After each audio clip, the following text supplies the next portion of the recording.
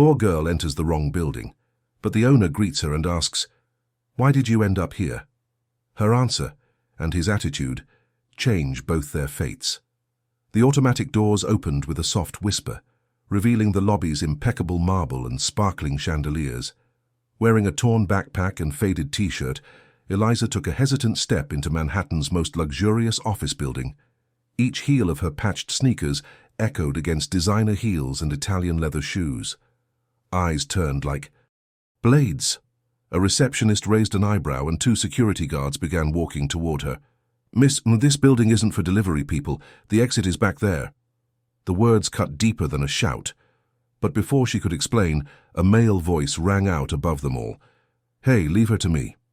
A man in a charcoal grey suit, a gold watch, and a cold expression approached.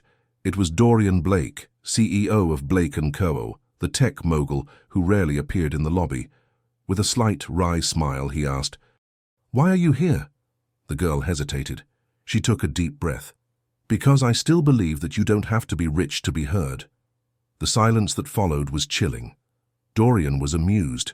He ordered her into his office, just for the audacity. He expected nothing more than a lame excuse or a plea for alms, but what she said and showed completely changed the course of history. Opening her old backpack, Eliza pulled out a worn, blue-covered notebook. Inside were hand-drawn sketches of a revolutionary digital interface, something he and his team had been trying to develop for 2 years without success. "How did you do that?" he asked, swallowing hard. "My father worked here. He was fired for stealing. He was never guilty. And this was his project. I just improved it." Dorian's world shook. Her father's name? Peter Mallow. The same man he, years ago, had made a point of destroying as an example, and now the ruined man's daughter stood before him, not apologizing, but returning. With dignity what was rightfully theirs, with talent, with courage, and with a secret he could never erase. Before continuing, I want to invite you to subscribe to the channel and like this video so you can continue receiving our real stories. Thank you very much. In the 42nd floor conference room, the silence was more uncomfortable than any scream. The air conditioning whispered between the glass walls as Eliza, seated at the edge of the long black oak table, kept her gaze fixed on the man. Before her, Dorian Blake, his tailored suit, calculating gaze, and the erect posture of someone who learned to win before even entering the game. He watched her with that cynical half-smile of someone who thinks they've seen it all, until someone like her appeared, like a blur in his perfect system. Everything about the place screamed wealth, power, hierarchy, everything except her. Eliza clutched the blue-covered notebook to her lap as if it were her shield, the same one she'd carried since she was 12, scribbled with ideas that only found space in the silence of her room, between the makeshift crate table and the peeling walls of the small Bronx apartment. "Do you know where it is?" he asked, gently twirling the Mont Blanc pen between his fingers. She nodded. "Yes, in the place where my father was condemned for a mistake he didn't make." Dorian blinked, but didn't react. Time seemed to slow down inside. The city pulsed outside. Cars sped along the avenues. But inside, it was another world. One where Eliza shouldn't be, but she was. What Dorian didn't yet know was that this encounter wasn't chance. It wasn't coincidence. It was fate. And what would follow wasn't a simple interview or conversation. It was a settling of scores disguised as opportunity. In the following days, he assigned her to the innovation department, more as a challenge than a reward. He wanted to see how far her boldness would go. Meanwhile, she, silent, immersed herself in her work with an almost obsessive focus. She didn't smile. She didn't make conversation, but every detail of the system they were building passed through her hands. There was an invisible tension between them. He watched her from afar, sometimes with disdain, sometimes with discomfort, as if something about her reminded him of a poorly healed wound. And indeed it did. At a technical meeting, she corrected him in front of the partners. She did so politely but firmly. Everyone held their breath. No one ever dared contradict Dorian. But he just looked at her, as if recognizing in her something he'd always avoided, unmasked courage. Over time, the employees began to whisper, "Who is that girl? How did she get this position? Is she having an affair with the boss?" Nothing could be further from the truth. Eliza ignored it. She had learned early on that the noise of others was nothing compared to the noise of her own conscience. The only moment she faltered was alone in the bathroom on the 20th floor. She washed her face. She stared at herself in the mirror and whispered, "Not long now, Dad." Because she knew that place, that building, that company were more than a job. They were the stage for the past she vowed to rewrite. And Dorian, he still thought he was in control. He still saw her as just a Bronx girl trying to prove herself. He hadn't yet connected the dots. But fate is patient and silent, just like the justice that was to come. Eliza grew up in a musty one-bedroom apartment in the Bronx, where the wall served as a notebook and imagination was her only toy. Her childhood lacked sandcastles or birthdays with balloons. It had the constant rumble of passing trains, the cold water from the broken shower, and the sound of her mother crying softly as she counted coins to pay the electricity bill. But even with all this, it was the cruelest silence that shaped Eliza. Her father's silence when he returned from work, with his eyes broken and his voice choked with shame. He was a software engineer at Blake & Cohen's, passionate about technology, idealistic to a fault. He created a promising prototype that he claimed would change the way people interact with data. But before he could officially present the project, he was accused of stealing company secrets and selling them. He was publicly expelled, lost everything, and never found work again. His guilt was never proven, nor was his innocence proven. Only silence remained. Eliza was 13 when he stopped smiling. At 14, her father suffered a mental breakdown and had to be hospitalized. At 15, he died alone in a public hospital room with the blue notebook under his pillow where he had forgotten his last scribbles, codes, and notes. Her mother sank into an irreversible depression, and Eliza took care of everything: the house, the bills, the grief. But she was no ordinary girl. From a young age, she inherited her father's logical and creative mind. She read the programming books he left lying around, dismantled her neighbors' radios, and created her own systems just to organize her schedule. Over time, she transformed her pain into discipline. She spent her last years studying alone, hiding in libraries, accumulating free online certificates, and most importantly, rebuilding her father's project. The same plan that led to his downfall would be the key to her rise. But not for revenge. Revenge was noise, and Eliza learned from pain that silence is more powerful. Her goal was simple: to prove. Her father was right, that his idea was brilliant, that her expulsion was a mistake she would make the whole world see. That's why she entered that building. Not to ask for a job, nor to improve her life, but to be seen, to be heard, to be feared, perhaps. Because behind her calm face and sweet gaze, there was a storm that had been waiting 10 years to be unleashed. It was during one of the creative feedback meetings that everything began to unravel. The atmosphere was tense, as always. The executive floor conference room was surrounded by frosted glass panels and lit with cool directional lights, just enough to keep everyone alert but uncomfortable. Eliza sat on the corner of the table, as she had since being assigned to the prototype team. She rarely spoke unless she was absolutely certain of what she was going to say. And that day, she was.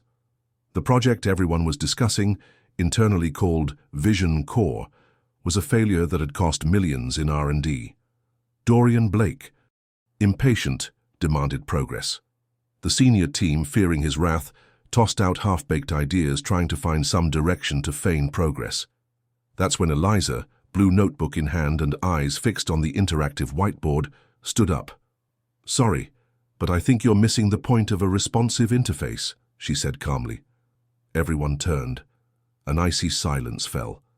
Dorian arched an eyebrow.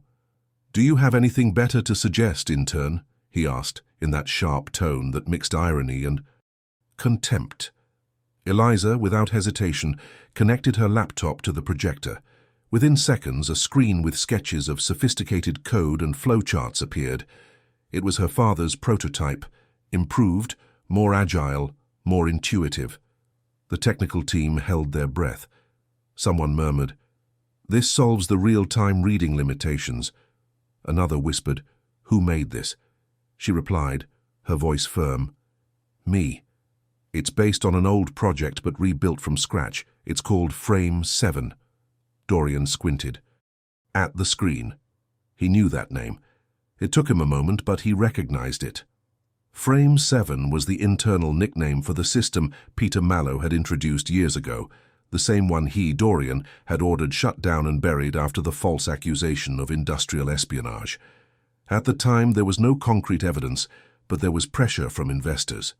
Peter had been sacrificed, and now, before his eyes, the daughter of the man he had ruined was resurrecting it, inside his own company. He didn't show it, not then.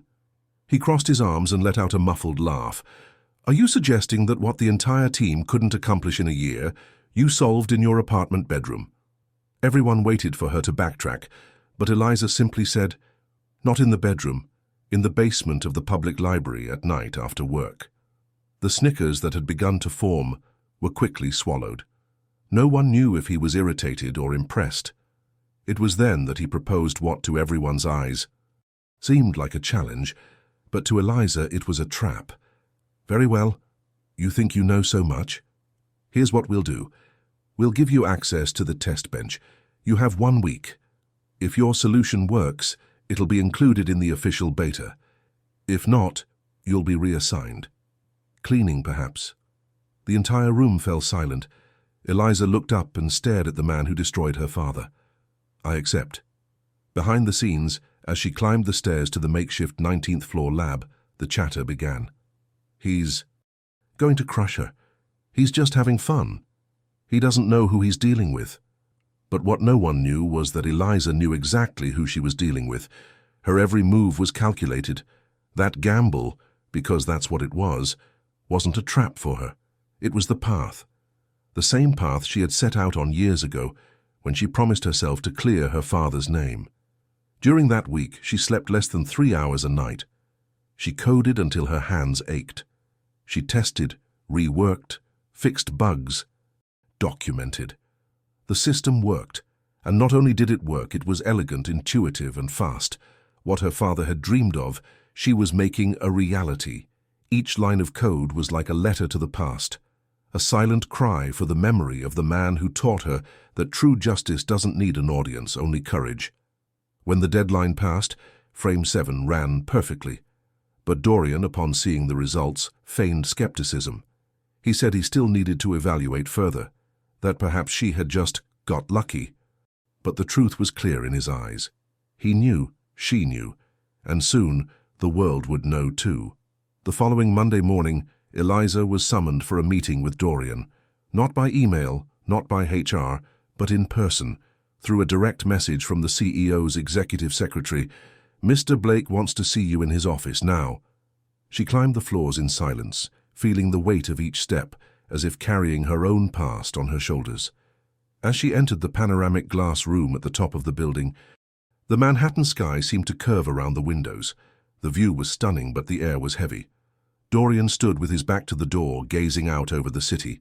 The Swiss watch on his wrist reflected the light like a blade. "Do you have any idea what a storm you're creating in here?" he said without turning around. She didn't respond. "Some of my directors consider you a threat. Others think you're an uncontrolled genius." He turned then, with a cold smile. "And I think you can be, useful, for now." He walked toward her with the measured steps of someone who always wins, even when he seems to lose. "I want you to continue developing Frame 7, but now under my direct supervision. You'll work on the executive floor, new room, new computer, and a different badge." He handed her a black card with her name engraved in silver. Senior Innovation Analyst. Eliza took the badge without smiling. "Thank you." It was what she needed. Access, positioning, visibility. But she also knew. This wasn't a prize. It was a more elaborate trap. And yet she accepted it. The days that followed were a game of chess disguised as routine. Dorian often passed by his office, not to chat, but to observe. Sometimes I praised, sometimes criticized, but never revealed what I really thought. There was a tension in the air, something the others noticed but couldn't quite put a name to. During lunches in the glass-enclosed kitchen, her colleagues' stares were sharp. Some said she was only there for obvious reasons. Others simply ignored her. Once, one of the project assistants purposely spilled coffee on Eliza's counter. Oops, distracted. Must be the nerves of being around important people. Eliza cleaned it up in silence. She didn't react. He who reacts loses. But their first real direct contact happened on a rainy night. The building was nearly empty. She was still in the living room, adjusting Frame 7's transition code to run with the main servers, when Dorian walked in. Unannounced, without knocking. "Are you trying to prove something to me?" he asked seriously. She stared at him. "No, I'm trying to prove something to myself." He approached the screen. He studied the data. The code was clean, clear, almost poetic. "Where did you get all this from?" he asked, now without sarcasm. She hesitated but replied, "From someone who believed that being honest was enough to be valued." The sentence hung in the air like a suspended blade. Dorian pulled away, uncomfortable. It was the first time he'd seemed human, vulnerable, if only for a second. Eliza knew it. It was too close to the truth, and he knew it too. That night, when she stepped out of the building into the New York rain, she didn't feel cold. She felt something she hadn't felt in years: advancement. She was inside the fortress. And now, with unrestricted access, surrounded by the past that had ruined her family, she could rewrite every line of history. But the game was just beginning. The public humiliation came like an unexpected blow, and like every blow planned by cold hands, it came stealthily, cruelly, and meticulously engineered to look like an accident. It was during the monthly results presentation, an internal meeting broadcast live to all Blake & Co. departments. In the main auditorium, decorated with LED panels and dark leather armchairs, Eliza was ready to present the progress of Frame 7 to the entire board. For the first time, she had been invited to take center stage, and for the first time she thought she might be being recognized for her merit, not just tolerated. She wore a simple blazer, her hair tied in a neat bun, her eyes calm, but her heart was pounding as if it wanted to burst from her chest. Her first words were received with respect. The projected graphics showed a 64% improvement in interface performance, a real, undeniable achievement. The murmurs among the directors were of surprise. She could see the change in their expressions. But then when she reached the second section of the presentation, the most technical, the one involving her father's original protocols, something happened. The screens flashed. A red warning appeared. Execution error. Unauthorized code. There was an uncomfortable whisper. Eliza froze. She tried to reboot the system. Nothing. Dorian, sitting in the front row, leaned back slightly, watching. One of the directors murmured, "This is a security breach." Another said, "Could she have tampered with something?" The tension was escalating. Eliza, stunned, asked to reboot the backup system, but when she tried to access the files, the same warning appeared. Access denied. Intellectual property violation. Dorian calmly stood up and took the microphone. "Gentlemen, it appears the collaborator used snippets of code not registered on official servers. This could constitute a violation, but of course, we will investigate fairly." He looked at Eliza. "Do you have anything to say?" She, speechless, barely managed to stammer out, That wasn't like this yesterday, I swear." But her voice trailed off. The microphone was muted. The event ended quickly. The guests left in an uncomfortable silence. In the cafeteria, chatter spread like wildfire. Did she use stolen code? Could she be just like her father? It makes sense. All that audacity. In less than half an hour, Eliza had become the company's new silent scandal. That same afternoon, she was called into the internal audit room. Alone, without a lawyer, without witnesses, the tone was sharp. "Do you have a copy of this code? Where was it developed?" There are similarities to old files belonging to Peter Mallow. What is your relationship to him? She felt her blood run cold. Dorian didn't show up during the interrogation, but she knew. It bore his signature. It was no coincidence that this very passage, the only one still bearing her father's original structure, had been sabotaged, and worse, turned into potential evidence against her. The next day her badge was deactivated. She was denied entry. She received a formal notice of indefinite leave. Until everything is clarified, the humiliation was complete. She had no chance to defend herself, nor to access the files to prove her innocence. Dorian? He said nothing. No message, no explanation, just a cold, surgical silence, the same one he'd used years ago to slowly destroy her father's reputation, and now he was doing the same to her.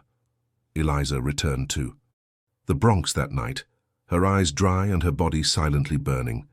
She stood before the cracked bedroom mirror and stared at herself as if she didn't recognize herself. But deep down, she knew. This wasn't the end. It was confirmation that she had touched something he'd wanted to keep buried. And that in itself was an invisible victory. And in that same mirror, she said the phrase that would change everything. He thinks he destroyed everything. But now is when I started. 2 days passed. Without anyone from the company contacting her, no calls, no emails, no explanation. Her badge remained blocked, and with it, all access to the internal network. But Eliza wasn't the type to wait for the truth to knock on her door. She dug until she found it. And that's exactly what she did. Alone, without support, without time, she accessed old files saved offline on a portable hard drive she kept hidden at home. A personal copy of previous Frame 7 tests. There she found what she needed. Dates, logs, digitally signed modification records, everything that would prove that the code snippet accused of being stolen had, in fact, been developed by her months before the presentation. The error that appeared in real time, inserted via ghost code shortly before the event. And the IP address of the last access, from inside Dorian Blake's executive suite. It was then that Eliza realized he hadn't underestimated her. He feared her, and like every man who builds empires on ruins, he tried to erase any trace of the rotten origins that sustained him. But he had made a mistake. He had let someone who knew too much live for too long. On Saturday she returned to the building, this time not to enter, but to watch. She stood on the sidewalk across the avenue, beneath the shadow of the mirrored building.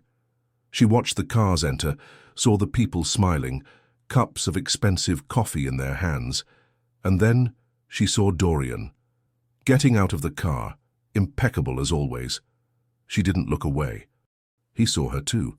For a second he hesitated, but he didn't stop. He walked past her as if invisible, and perhaps that was the best way to hide his discomfort.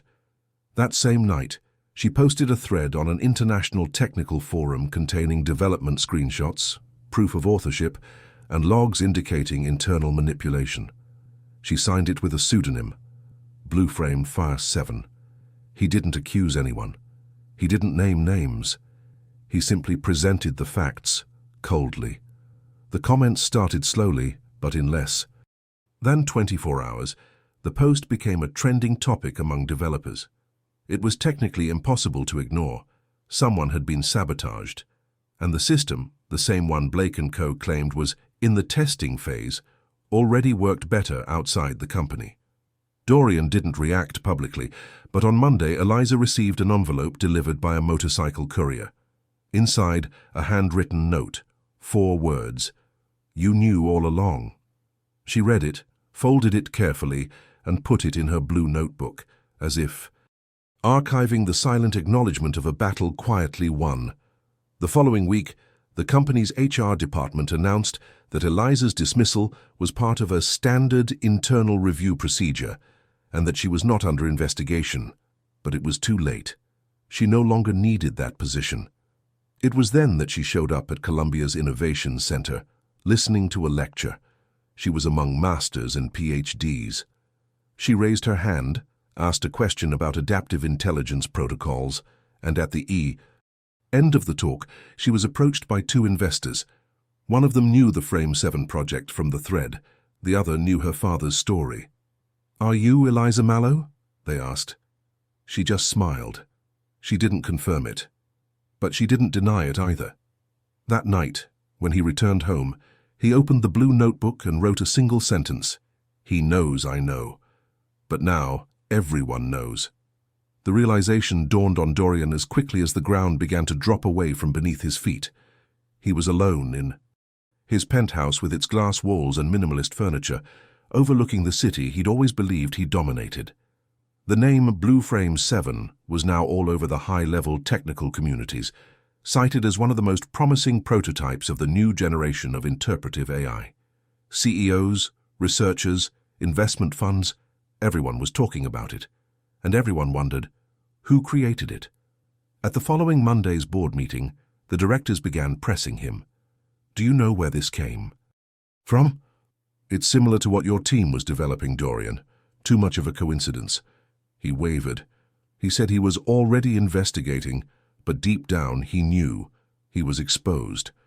It was then that he decided to access the old files he himself had stored on secret servers, away from the eyes of the compliance team. He had to use passwords he hadn't entered in years. Amid dozens of hidden folders with altered dates, there it was, P. Mallow Core. He hesitated before opening it. When he clicked, the system asked for a second authentication, a security question. He laughed. The question was, "Name of the developer's daughter?" He typed, "Eliza." On the screen, Peter Mallow's prototypes appeared, documentation, code, application plans, and in a separate tab, personal notes. It was like a technical diary. But what Dorian didn't expect to find there was something even more disturbing. A folder named "If Everything Goes Wrong." Inside, a series of letters. One of them addressed to him, "Dorian Blake, if you're reading this, it's because my daughter did what she promised, because I trusted her more than any algorithm, and because deep down, you know you didn't destroy everything as you thought. Do you know why? Because what's true doesn't need to be defended. It endures, even in silence." Dorian closed his laptop. The knots in his throat began to tighten. It wasn't just guilt. It was fear. Fear that deep down he'd wasted a lifetime building something at the expense of destroying others. And worse, that Eliza had known this all along. He started digging through HR records. He found her file, and there, undisguised, it was Eliza Mallow. He didn't know why he hadn't noticed before. Maybe because he never imagined anyone would have the courage to return to the place where everything had been taken away.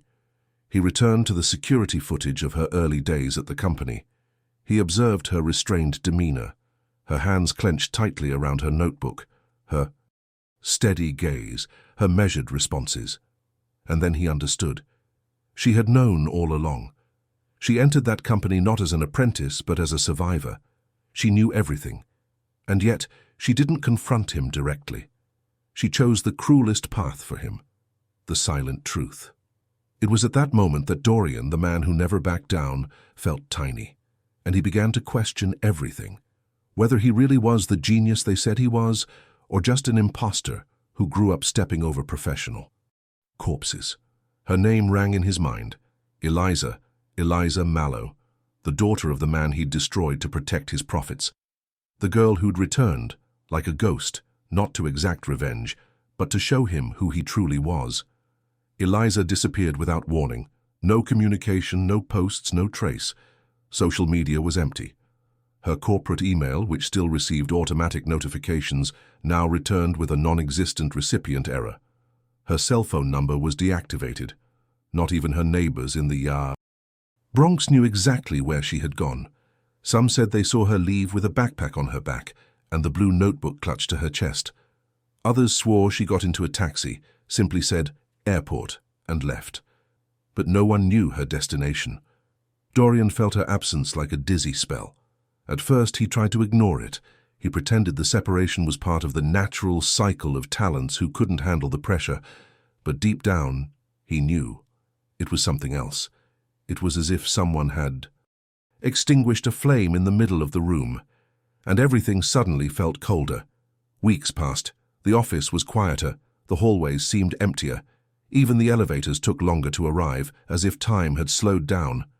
He began to notice things he'd previously ignored. Projects were stagnant. Teams were tense. The energy for innovation had vanished. And then, one sleepless night, Dorian typed "Blue Frame 7" into Google. What he found astonished him.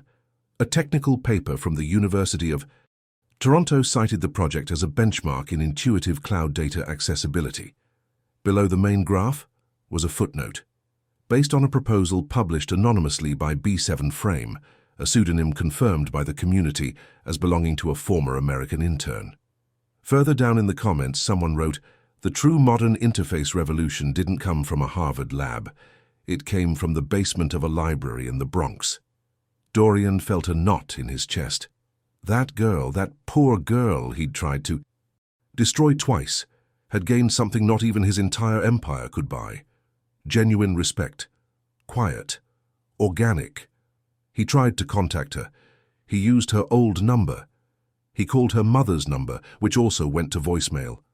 He sent an email to a personal address he had registered with HR. No response. He sent a message through a contact in legal, offering a formal retraction. But she never responded. Unsure of what to do, he began frequenting the same places she mentioned in her professional profile. He even visited the public library where she studied. He spoke with the librarian, who remembered Eliza fondly. She came here every night. She'd sit in the corner with a blue notebook. She never asked for anything. She just read, wrote, learned. Dorian sat in the same chair. He spent hours staring at the bookshelf in front of him. It was there that she grew stronger, that she prepared everything, without fanfare, without shouting, just doing what he never expected, resisting. The following days he began to lose interest in his own work. He feigned enthusiasm in meetings, but his mind wandered. Her face kept appearing, her calm demeanor, her steady gaze, the absence of hatred, which destroyed him more than any revenge. Because Eliza hadn't disappeared. She had withdrawn, and leaving someone empty, alone with their own conscience, was a punishment that not even he, with all his resources, could reverse. The downfall didn't come as an explosive scandal in the U.S. newspapers, nor as a sensational headline on social media. It came slowly, silently, like a virus that corrodes structures from within. It began with the sidelong glances of investors during quarterly meetings. Then came the uncomfortable questions. Why doesn't Blake & Co. yet have a working prototype of Frame 7 when an anonymous person has already implemented something similar more efficiently? Why did that intern disappear without explanation? Why does the name Mallow reappear in old? Reports filed as confidential. Dorian tried to maintain his poise. He countered with carefully calculated phrases, disguised numbers, future strategies. But control was slipping through his fingers like fine sand. His partners began to doubt. The specialized press, which had previously treated him as a visionary, now questioned his creative stagnation. The headlines changed tone. Dorian Blake lost his touch. Does Blake & Co. live in the shadow of the past? Innovation without soul. But the hardest blow didn't come from outside. It came from within. A former legal employee laid off years ago decided to publish a post on her personal blog titled "The Invisible Girl Who Knew Too Much." Without naming names, she described witnessing the arrival of a brilliant young intern who was silenced after presenting an idea too brilliant to control. Within minutes, the post went viral. Everyone knew who she was talking about. Everyone connected the dots. In the company's headquarters, cafe employees began to openly discuss the matter. The new generation of interns viewed Eliza as an urban legend. Some even printed symbolic images and pasted them on hidden walls of the lab with the phrase, "Frame 7 was born free." Dorian began to be shunned. In meetings, no one confronted him anymore, but no one admired him either. His authority still existed on paper, but it had died in people's hearts. It was the cruelest kind of condemnation, no longer feared nor followed, only tolerated. One day when he entered the main room, He saw that they had removed the phrase he himself had engraved in metal above the digital whiteboard. Leadership is in the eyes of those who do not deviate from power. In its place was a new phrase, chosen by the innovation team at an internal meeting. True strength is persisting when everyone tells you to shut up. Dorian didn't react. He just stared at the new sentence, then at the floor. He sat at the table and realized what he'd never wanted to. Admit he was no longer in control. The empire he'd built on silence, manipulation, and buried truths was crumbling under the weight of a girl who never shouted, never threatened, never destroyed, but who exposed him to the deepest possible judgment, that of his own conscience. Alone in his office, he reviewed old emails, Peter Mallow's reports, Eliza's incoming logs. Each file was a mirror, each number an exposed wound. And it was at that moment that he understood. The public humiliation she suffered in front of everyone was being returned to him in an even more brutal and invisible form. Because now he was a discredited man, a broken legend. And all of this happened without Eliza saying a single word. She didn't destroy him. He destroyed himself trying to silence her. Dorian began arriving late to work. His impeccable suit gave way to simpler, sometimes even disheveled clothes. His beard, always trimmed, now grew unkempt. No one commented directly, but everyone noticed the change. The CEO, who once strode through the halls like an absolute king, now walked with his head down as if searching for something he'd lost and knew he'd never find again. Reports piled up on the desk unread. Meetings were led by assistants. When asked, Dorian said he was re-evaluating the company's strategic direction, but the truth was different. He was re-evaluating himself. He spent hours locked in his office, staring at the original Frame 7 source code, or rather, what was left of it. He relived every decision he made, every lie he allowed, every dishonor he swallowed to stay on top. And most of all, he relived the image of Peter Mallow being escorted out of the company years ago, his eyes downcast, the world crashing down on his shoulders. Dorian was young back then, too ambitious to hesitate. When investors wanted a scapegoat, he pointed. When they asked for a sacrifice to save Blake & Co.'s reputation, he handed over a man. And then he forgot, or pretended to forget. Until that man's daughter returned. Now alone in the penthouse that no longer brought him pride, Dorian finally broke his inner silence. He wrote a letter. By hand, on paper. No digital signatures, no trace of ego. In it, he confessed everything. The false accusation, the manipulation of records, the fear he felt upon witnessing Peter's genius, and later, Eliza's. He admitted his terror of being overshadowed by someone with no important name, no money, no power, just talent and integrity. He saved the letter in a folder marked with a single word. Sorry, but I didn't know if I would ever have the courage to hand it over. In the weeks that followed, he began doing something he'd never done before. Listening. He'd sit in meetings and let the engineers talk. He'd visit departments and listen to unjustified criticism. And when asked about Eliza, he wouldn't look away. He'd simply say, "She was better than all of us." Some began to notice the change. Slowly, the tyrant's shadow gave way to a man. Rebuilding. A businessman mourning, not someone who died, but someone he himself killed in life and who now revived him through pain. The transformation wasn't celebrated, nor praised, but it was felt. Dorian, the man who for years silenced voices and stifled talent, was now beginning to shed his arrogance. For the first time in his entire career, he wanted not to win, but to do it right. And it was in this spirit that he began to seek out Eliza, not to convince, nor to justify, but to ask for something he had never known how to formulate before: forgiveness. It was on a cold autumn afternoon in late October that Dorian met her again.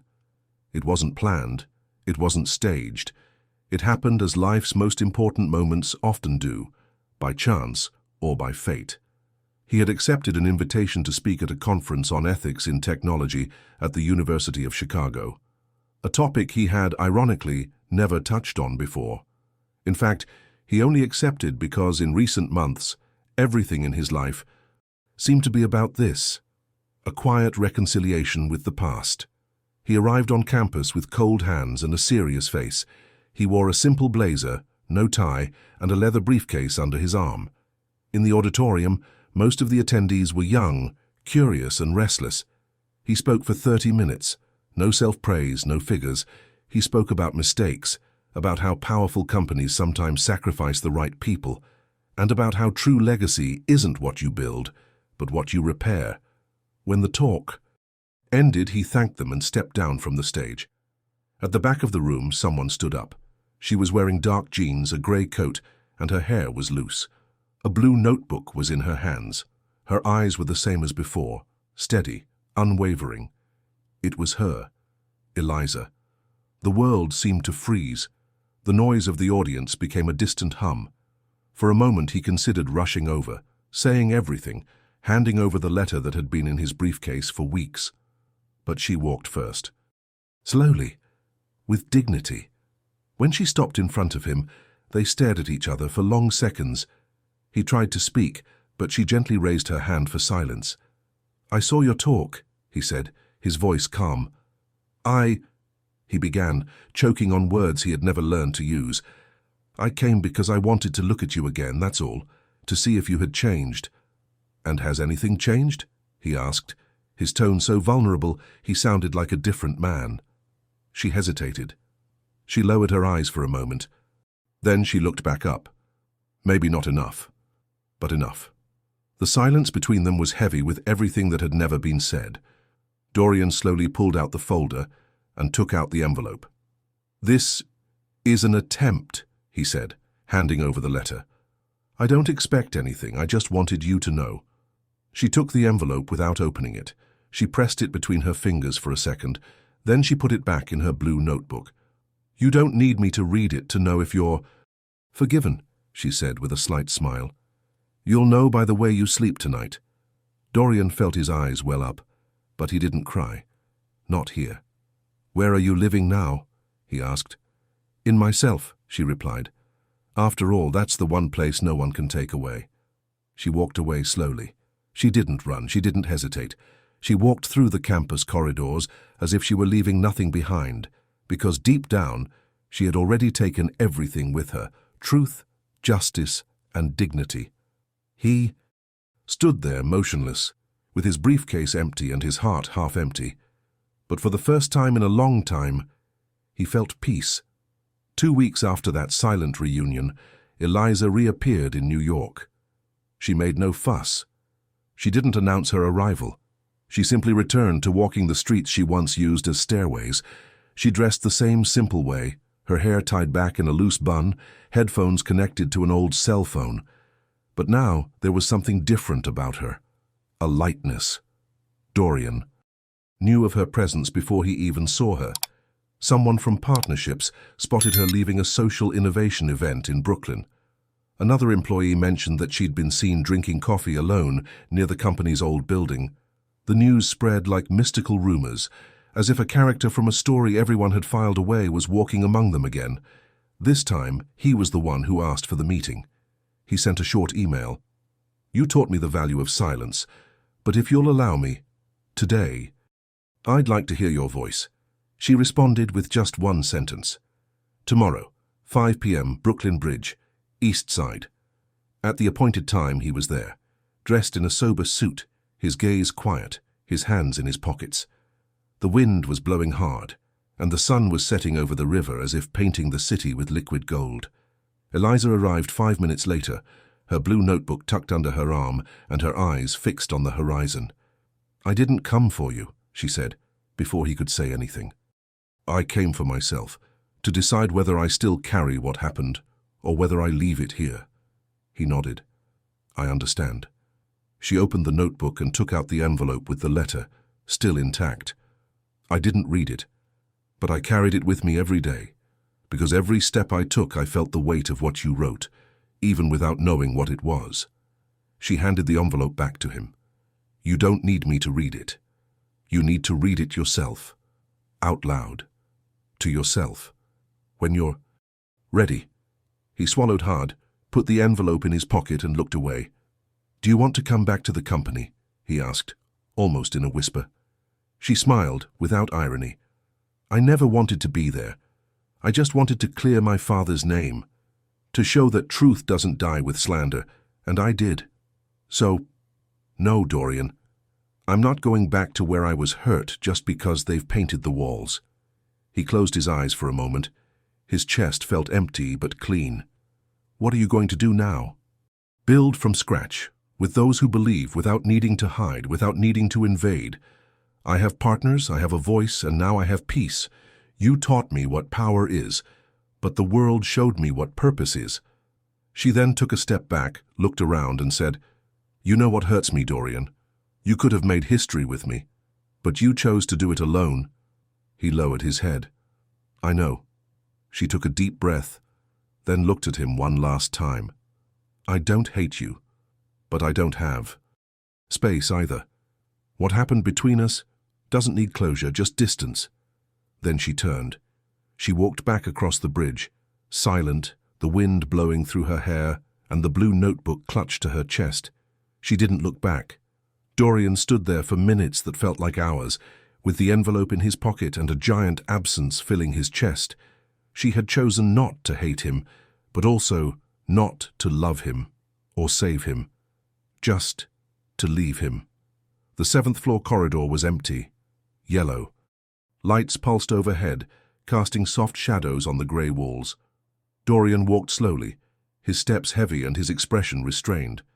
He stopped in front of a small, forgotten room that housed the old prototype lab, the same one where Eliza used to work silently, surrounded by codes, memories, and promises. The door was ajar. He pushed it open, unhurried. Inside, everything was as before. The swivel chair still creaked at the slightest touch.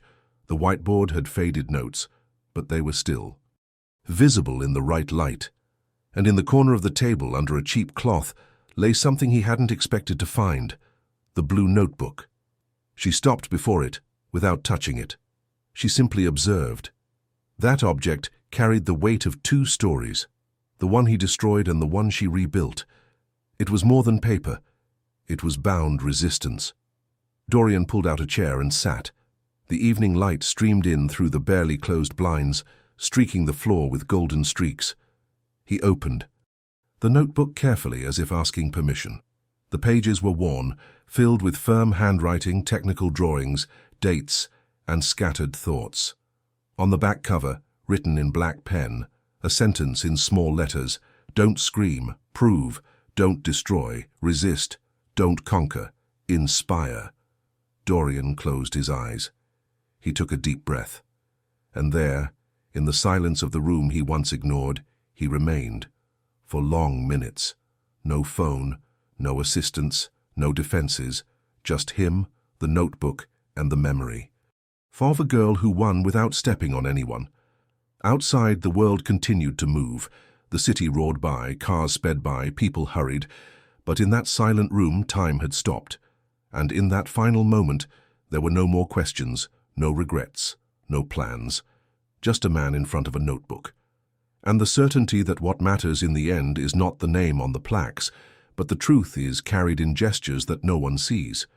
If you've made it this far, it's because this story touched you in some way. So tell me in the comments, what would you do in Eliza's place? Your opinion matters a lot, and I read each comment carefully. Take advantage now and leave the like to support this type of content. Subscribe to the channel. If you like stories that touch the heart and conscience, activate the bell so you don't miss the next impactful scripts that are coming.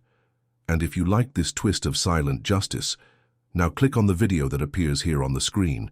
It's another real, intense, and twist-filled story that you won't forget it anytime soon. I'll wait for you.